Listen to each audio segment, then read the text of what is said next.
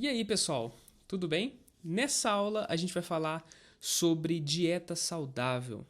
Afinal, a gente agora acabou de ver conceitos de como calcular o gasto energético total. A gente viu as principais recomendações para macronutrientes, para micronutrientes, para dietas de emagrecimento. Óbvio que a gente fez um resumo de tudo para ficar de fácil entendimento, para ficar um curso prático, ao invés de um módulo muito teórico, muito extenso, tá bom? Se você se interessa pela literatura científica, se interessa por conteúdos mais técnicos, a gente aqui no SciNutri também publica cursos mais técnicos, que são mais voltados para profissionais da área da saúde, mais voltados para estudantes da área da saúde também, para alguns entusiastas também. Então, agora continuando, né, com essa praticidade, a gente vai nessa aula tentar definir o que é uma dieta saudável, o que a gente poderia considerar como um padrão alimentar saudável. Afinal, vocês mesmos vão fazer a escolha dos alimentos que vão compor o cardápio. E essa escolha tem que ser muito bem orientada, ela tem que ser muito bem guiada. Afinal, a gente vai ver aqui alguns conceitos-chave sobre dieta saudável, tá bom? O primeiro de tudo é, né, o nosso querido amigo Pedro Escudeiro, pessoal. Ele é principalmente considerado o pai dos estudos nutricionais por conta dessas leis que ele propôs da alimentação. E desde muito tempo atrás, tá bom? Que o Pedro Escudeiro ele propôs que uma alimentação saudável ela precisa necessariamente ser constituída, primeiro de tudo, por uma quantidade bacana. Então, eu preciso me alimentar com as quantidades corretas de alimento. Lembra quando eu falei para vocês que não é interessante a gente fazer dietas muito restritivas ou com um corte de calorias muito grande? Tá bom? Seria muito fácil, né, pessoal? Eu dar uma sopa para uma pessoa, eu sei que ela vai emagrecer. E seria muito fácil se essa lei não existisse, eu pudesse comer o quanto eu quiser e daí eu poderia me manter saudável, né? E, além disso, não basta a quantidade, precisamos ter isso aqui, olha, qualidade. Então, infelizmente, hoje a gente vê que muitas pessoas que entram na vertente da dieta flexível, de compor o seu próprio cardápio, eu acho muito legal isso, mas não pode esquecer da qualidade, pessoal. Afinal, você é tudo aquilo que você come é metabolizado no seu organismo, de certa forma, e isso impacta na sua saúde a curto ou longo prazo. Você pode ter certeza disso. E a qualidade dos alimentos é muito importante. E a gente vai tentar definir nesta aula mesmo aqui o que seria uma alimentação com uma qualidade boa. Além disso, se não bastasse, precisamos ter harmonia entre os nutrientes, entre os macronutrientes. Isso é, eu preciso harmonizar, eu preciso fazer de uma forma com que eu não tenha um desbalanço de macronutrientes. Não adianta eu comer apenas proteína na quantidade certa e na qualidade certa. Eu preciso harmonizar também com o carboidrato, com os lipídios, e isso, né, a união desses nutrientes, determinados nutrientes que eles acabam potencializando a absorção de outros, isso a gente consegue através de uma alimentação saudável. Outro aspecto é o da adequação, e esse aqui é um dos mais importantes, porque não basta agora eu ter apenas a quantidade certa de alimentos, não basta eu ter a qualidade certa e até mesmo uma harmonia na minha alimentação, nas refeições que eu realizo. Eu preciso também ter a adequação, isso é, uma alimentação, um padrão de alimentação que a gente chama aqui de dieta, uma dieta de um idoso é diferente de uma dieta de uma pessoa jovem, é diferente de uma dieta de uma pessoa saudável, que é diferente de uma dieta de uma pessoa que está com uma determinada patologia, que é diferente de uma dieta de uma gestante, de uma criança. Ou seja, a sua faixa etária, o seu gênero, o seu período de vida, o seu estado nutricional, a sua ausência de doenças ou a sua patologia, sua comorbidade já pré-existente, isso tudo existe uma alimentação, existe uma dieta específica para essa condição, para cada uma dessas condições. Portanto, a adequação da dieta é muito importante. Por isso que uma dieta ela não deve ser, obviamente, que generalizada. Tá legal? A gente vai aqui fazer um processo de educação nutricional, isso é muito importante. Mas antes de tudo, a gente quer deixar claro uma coisa. O nosso curso é voltado para a população saudável, para a população que não apresenta comorbidades pré-existentes, a população que vai se beneficiar, né, a grande parte da população que pode se beneficiar de uma dieta saudável. Então esse curso não se enquadra, tá bom, primeiro de tudo, não é um curso prescritivo, não é de prescrição que a gente está falando aqui, é de educação nutricional. E segundo, que a gente está falando aqui de uma população saudável. Óbvio que o atendimento nutricional individualizado é imprescindível. Isso aqui não é atendimento individual, não vai ser, né, um atendimento nutricional, não vai se caracterizar como tal. Tá bom? Isso é importante deixar claro, pois se você que está assistindo esse vídeo ver essas dicas, você pode ter certeza que seu nutricionista, seu médico também vão recomendar essas dicas gerais de alimentação. Entretanto, em alguns quadros de patologia, algumas patologias específicas, a coisa muda. As dietas podem mudar. Nem sempre o que a gente considera saudável para a população em geral é também saudável para a população doente. Tá joia? Isso é muito importante de salientar. E diante disso, antes de falar de um aspecto muito importante da alimentação, a gente vai falar sobre os nossos antigos guias alimentares que traziam esse termo aqui que você já conhece, já deve ter ouvido falar, que é a pirâmide alimentar. Então a pirâmide alimentar, como forma de simplificar, que eu não vou ficar voltado muito para ela aqui nesse curso, mas era uma forma que alguns guias que tinham como objetivo orientar profissionais da saúde, orientar nutricionistas na sua atuação, eles faziam de uma forma muito fácil a mostrar que a alimentação ela deve ser dividida em vários grupos de alimentos que devem ser consumidos em maiores ou menores quantidades. Então, na base da pirâmide, eu teria os alimentos que teriam que ser consumidos em maiores quantidades e no topo da pirâmide os alimentos que deveriam ser consumidos em menores quantidades. E isso tudo especificada em relação às porções de cada alimento.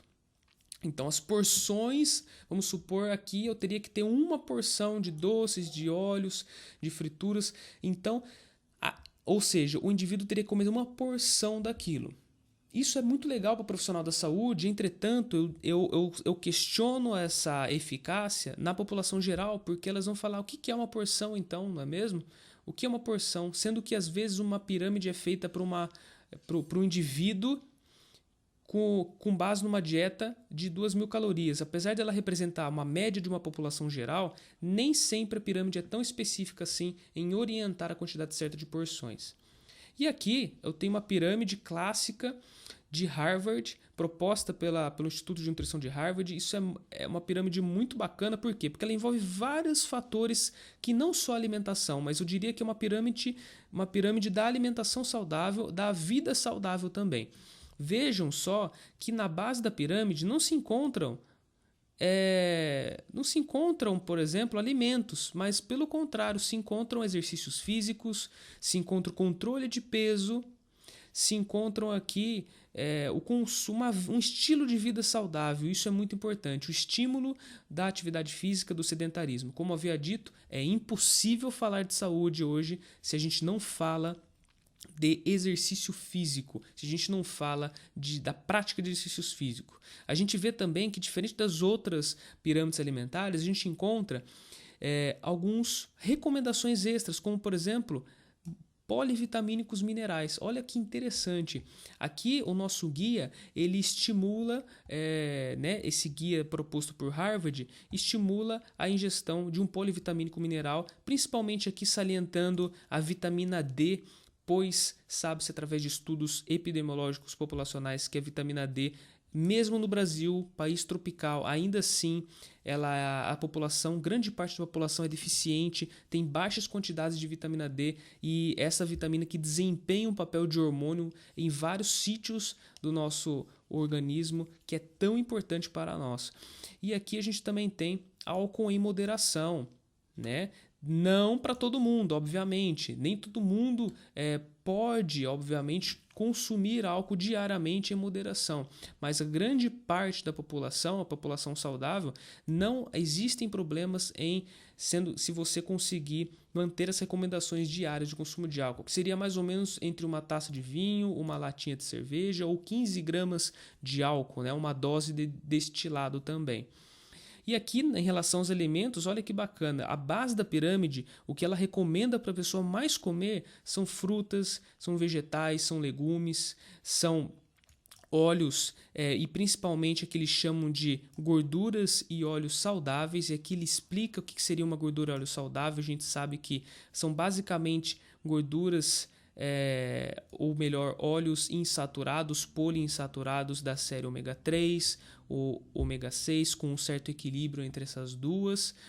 A gente tem uma recomendação muito interessante, muito contundente aqui. E aqui também, olha só que bacana, temos obviamente óleos, né, aqui que eu acabei lendo, né, livres de gordura trans, aquela gordura vegetal que aparece tanto em rótulos de alimentos, não é mesmo? A gente tem que estar livre delas, né? Gorduras vegetais, com exceção daquelas gorduras que são realmente provenientes de fontes de vegetal, como a de canola, como o cacau, por exemplo, né? Mas como de coco, mas estamos falando aqui principalmente de gorduras que são hidrogenadas, passadas pelo processo de hidrogenação. E aqui os grãos integrais, que são tão importantes, os carboidratos aqui, que na forma integral, que é muito importante. Obviamente que aqui a gente tem o consumo de carnes também, de proteínas, né, de origem animal, juntamente com algumas sementes, com feijões, e depois o leite, os queijos e derivados também, talvez adicionados ou não de cálcio, como uma forma de suplementação de cálcio, visto que grande parte da população não consome a quantidade ideal de cálcio, principalmente as mulheres. E aqui, como forma, né, os grãos refinados, o sal, o açúcar, entre outras coisas aqui que deveriam ser consumidos em menores quantidades. Então, é uma pirâmide simples, porém contundente. No Brasil, a gente parou de trabalhar com essa questão da pirâmide, tá bom? Em relação à dificuldade das pessoas entenderem o que seria, na realidade, as porções dos alimentos. E então o guia popular o guia alimentar da população brasileira, ele foi introduzido como forma de substituir, ele foi atualizado, né? E isso trouxe várias recomendações muito importantes para a saúde que eu vou passar para vocês hoje.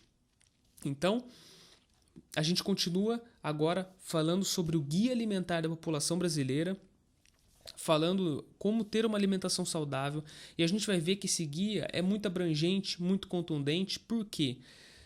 Porque, pessoal, a saúde proposto pela Organização Mundial da Saúde, o termo saúde se refere não somente à ausência de doenças e não somente à saúde física, mas como também à saúde, o estado, o bem-estar social, psicológico, alguns ainda questionam espiritual, mas saúde é um termo muito abrangente. E aqui esse guia alimentar da população brasileira não fica apenas voltado e focado na questão da alimentação como o bem-estar físico, como o bem-estar biológico, mas também ele foca a alimentação como algo que está intrínseco a uma cultura que tem que colaborar para a sua saúde social, para a sua saúde psicológica. Isso é muito importante. A gente vai ver aqui 10 dicas, tá bom? O guia é um pouco extenso, vou estar disponibilizando ele é gratuito também, tá bom? Para baixar na internet, mas vou estar facilitando aqui, publicando também no nosso curso. E esse guia ele propõe 10 dicas para uma alimentação saudável, que acaba resumindo ele para vocês, e eu vou passar essas 10 dicas. Então, 10 dicas para uma alimentação saudável. A primeira delas é fazer alimentos in natura ou minimamente processados a base da sua alimentação. Mas o que são alimentos in natura? O que são alimentos minimamente processados? Pessoal, alimentos in natura ou minimamente processados são aqueles alimentos que não têm lista de ingredientes, são aqueles alimentos que a gente pode chamar realmente de alimentos e não de produtos. Não existe uma indústria fabricando esses alimentos por trás, tá bom? Eles sofreram pequenos processos apenas na sua fabricação, na sua disponibilização ali no mercado. Então você pode ver que todas as frutas, todos os legumes, todas as verduras, todas as sementes, tudo aquilo que você tem no hortifruti, tudo aquilo que não tem lista de ingredientes com mais de 2 ingredientes, vamos dizer assim, mais de um ingrediente, todos os tipos de carnes, todos os tipos ali de óleos também, enfim, todos esses alimentos, eles passaram por pequenos processos na hora da sua fabricação. Então, o guia ele fala assim, a principal fonte, se a gente pegar todos os alimentos que você comer durante um dia, juntar todos eles, colocar tudo junto, a grande parte deles tem que ser composta por esses alimentos aqui. Tá legal?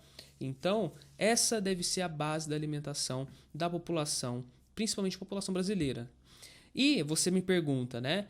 Mas e os óleos, por exemplo, eles também sofreram pequenos processos. Mas aí a segunda dica do nosso guia é o seguinte: os óleos, as gorduras, o sal e o açúcar devemos utilizar em pequenas quantidades ao temperar ou cozinhar os alimentos.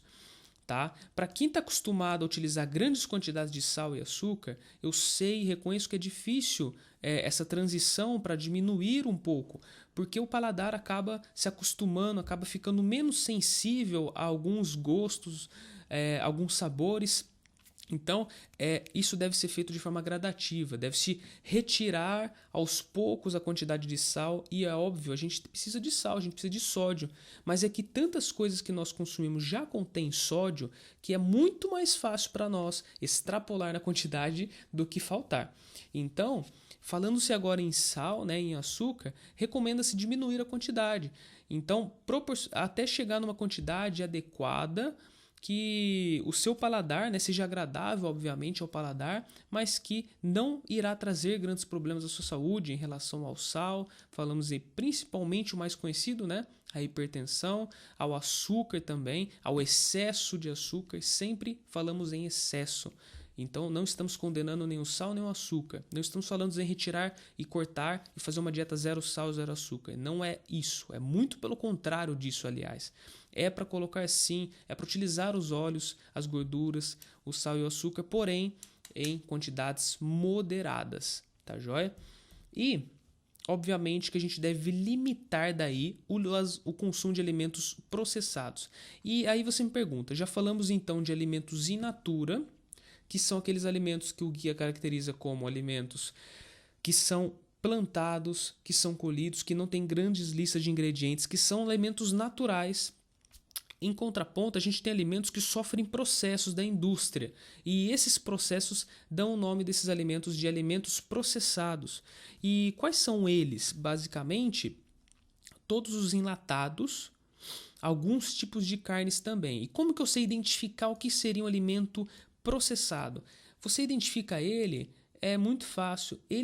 A composição nutricional dele já muda, não é a mesma coisa. Diferentemente de um alimento na versão in natura, que toda a sua composição nutricional é a mesma, não muda. Aqui, como forma de conservar, tá, gente? É necessário isso, mas conservar na lata, por exemplo, coloca-se algum tipo de conservante, principalmente o sal. Então são alimentos que eles têm um desbalanço maior em relação aos nutrientes, porque tem um pouco mais de sal, algumas compotas, alguns tipos de geleia, algumas frutas ali que são colocadas em lata, às vezes contém uma quantidade significativa de açúcar. Ali também a carne de sol, que para sua conservação adiciona-se o sal, ali é uma técnica muito antiga. Então isso muda a tabela nutricional do alimento. Tá? Se eu for colocar as quantidades de sal que esse alimento teria naturalmente, isso não se desaproxima do que ele representa aqui nessa imagem. Mas mesmo assim o guia fala o seguinte, limite o consumo, tá bom? Ou seja, a gente pode consumir sim, ele é permitido sim, isso é muito importante dizer, mas ele não é a base da sua alimentação. Tá bom? Se não é a maior parte da sua alimentação não é composta por esses alimentos aqui. Isso é importante de salientar. E a quarta dica é evitar os alimentos ultraprocessados. E quem são esses aqui? Obviamente que eu não tenho nada contra as marcas de ultraprocessados, tá bom? Então, obviamente que eu não tenho nada contra essas marcas, entretanto, devemos ficar atentos, tá joia? Devemos ficar muito espertos porque O que faz o alimento ser ultraprocessado? O excesso de conservantes, de corantes, de realçadores de sabor. Muitas vezes esse alimento, quase sempre esse alimento é muito diferente da sua versão in natura. Se a gente pegar, por exemplo, pessoal, uma laranja, tá? Ou um milho, vamos exemplificar com milho. Um milho, por exemplo, é diferente, né? Um milho ali, uma espiga de milho é diferente do milho enlatado, que sofreu um processo, colocou sal ali, então aquele milho ficou enlatado, que é diferente de um salgadinho de milho que não tem quase nada de milho.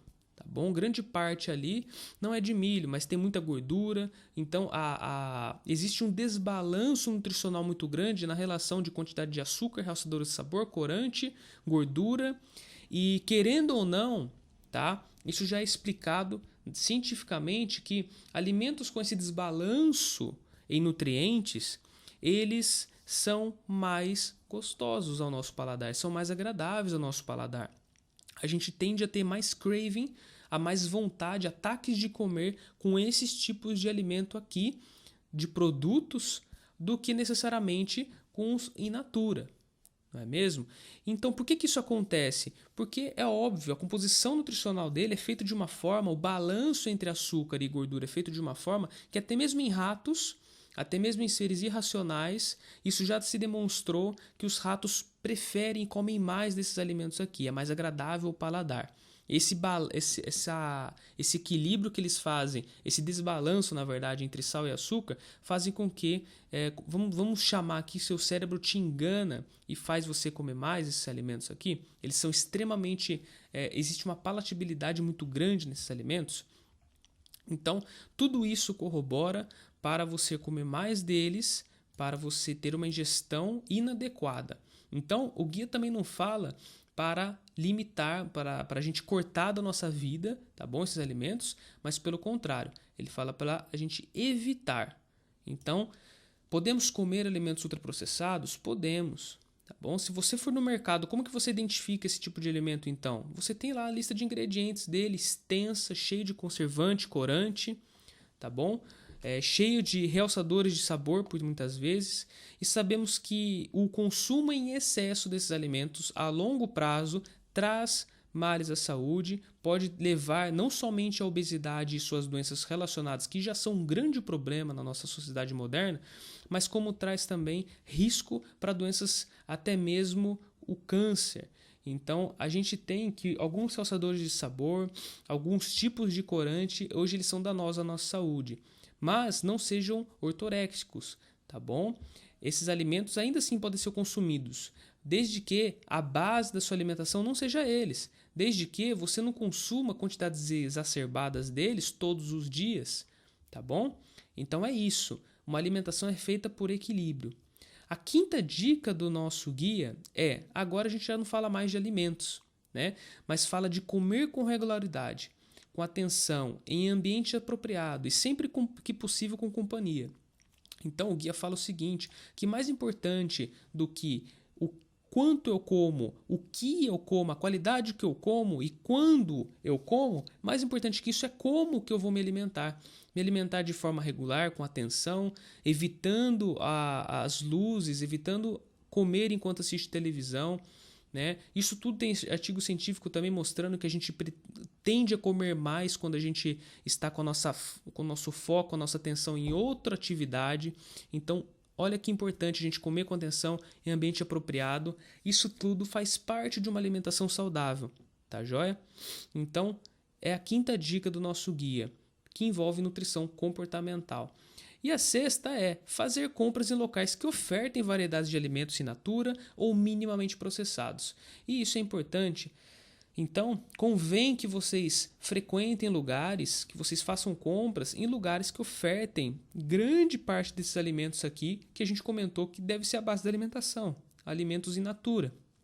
E óbvio que a gente coloca aqui alimentos orgânicos, e se você puder, tá? Se você puder comprar os alimentos da época, que obviamente que eles têm menos, né? Eles tendem a ter menos pesticidas, utilização de pesticidas e defensivos agrícolas, e também eles tendem a ser mais baratos, né? São economicamente mais acessíveis. Então, esses alimentos aqui de época, principalmente na versão orgânica seria muito interessante você consumir. Entretanto, não é uma obrigação. É melhor que você consuma esses alimentos, tá bom? Que isso sim é o importante. Frutas, legumes, verduras. Então, a gente fala que o importante é fazer da base da sua alimentação esses alimentos aqui.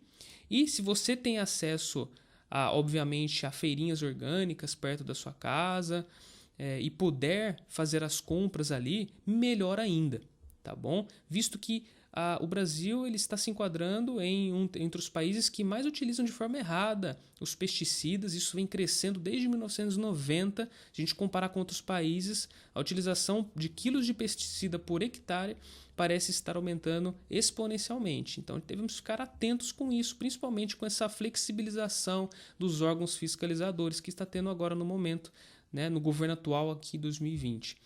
Então, olha só, eu vou deixar disponível uma tabela também para vocês, pessoal, dos alimentos da época, tá bom? Aqueles que eu comentei que eles tendem a ser mais baratos, né? Tendem a ser mais acessíveis para vocês. E essa tabelinha ela fala os alimentos que estão na época e vocês podem estar selecionando para introduzir na alimentação. Então é muito legal, muito bacana de utilizar. Utilizo em consultório isso, eu acho muito bacana. Não é uma regra, uma lei, tá bom? Mas se a gente puder pelo menos se guiar por ali, é muito bacana, muito importante. E obviamente com uma variedade interessante. A alimentação ela tem que ter esse componente de variedade. E a outra dica é desenvolver e exercitar e partilhar habilidades culinárias. Isso é muito importante.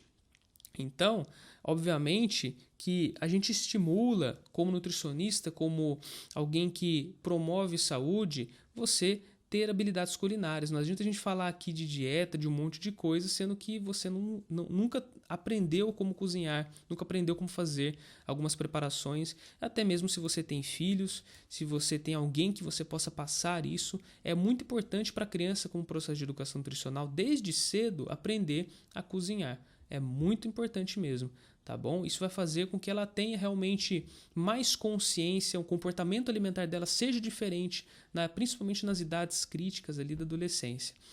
Então, exercite suas habilidades culinárias. A 8ª dica é planeje o uso do tempo para dar à alimentação o espaço que ela merece.